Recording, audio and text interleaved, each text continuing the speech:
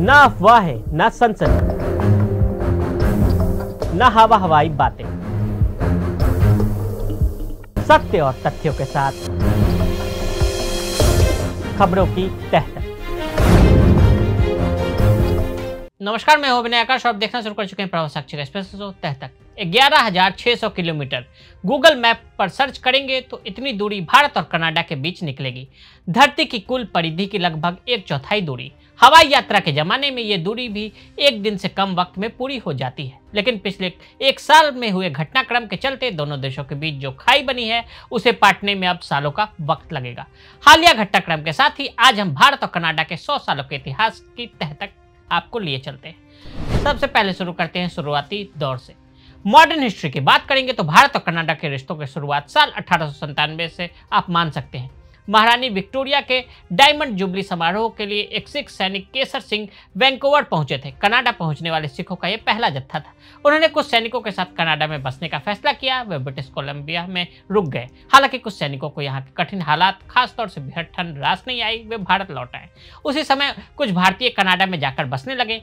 कुछ ही सालों में 5,000 भारतीय ब्रिटिश कोलंबिया पहुंच गए, जिनमें से 90% सिख थे। धीरे धीरे सिखों की संख्या में इजाफा हुआ। इस दौरान उन्हें नस्ल भेद का सामना भी करना पड़ा। 376 भारतीय सवार से भरा जहाज कनाडा क्यों पहुंचा?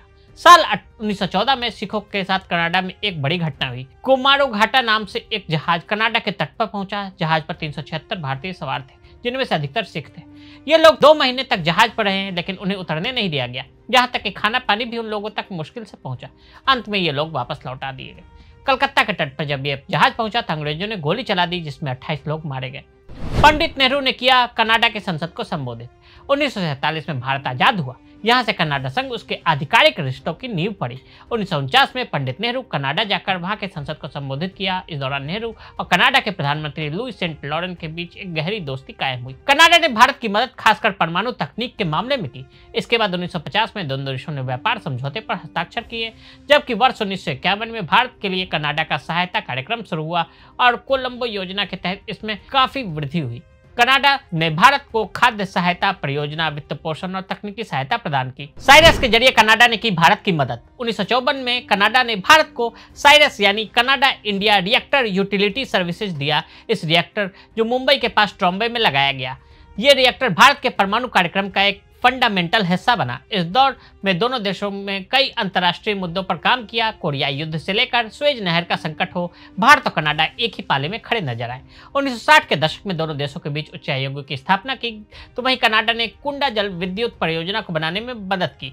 1973 में कनाडा प्रधानमंत्री भारत दौरे पर भी आए। कोल्ड वार के बाद रिश्तों में आया बदलाव, फिर कोल्ड वार की छाया इन रिश्तों पर पड़ने लगी। कनाडा को लगा कि भारत सोवियत संघ के करीब जा रहा है। 1974 के साल में भारत और कनाडा के रिश्तों को एक बड़ा झटका लगा। भारत ने मई में अपना पहला शांतिपूर्ण परमाणु परीक्षण कर लिया। स्माइलिंग बुद्धा की बात कनाडा को हजम नहीं हुई और तत्कालीन प्रधानमंत्री पियरे ट्रूडो ने इसे धोखा बताया। कनाडा का मानना था कि भारत ने साइरस रिएक्टर का इस्तेमाल परमाणु हथियार बनाने के लिए कर लिया, जो समझौते का उल्लंघन था। कनाडा ने तुरंत परमाणु क्षेत्र में सारा सहयोग बंद कर दिया। इसके बाद कनाडा ने फैसला किया कि वो केवल उन्हीं देशों के साथ परमाणु सहयोग करेगा जो परमाणु अप्रसार संधि और व्यापक परमाणु परीक्षण संधि पर हस्ताक्षर करेंगे। इस घटना के बाद भारत और कनाडा के बीच रिश्तों में ठहराव देखने को मिला। अगर आप भी लेना चाहते हैं देश दुनिया की तमाम जानकारी तो आज ही सब्सक्राइब करें हमारे चैनल को। साथ ही नीचे दिए बेल आइकन को जरूर दबाएं ताकि हर अपडेट आप तक पहुंच सके।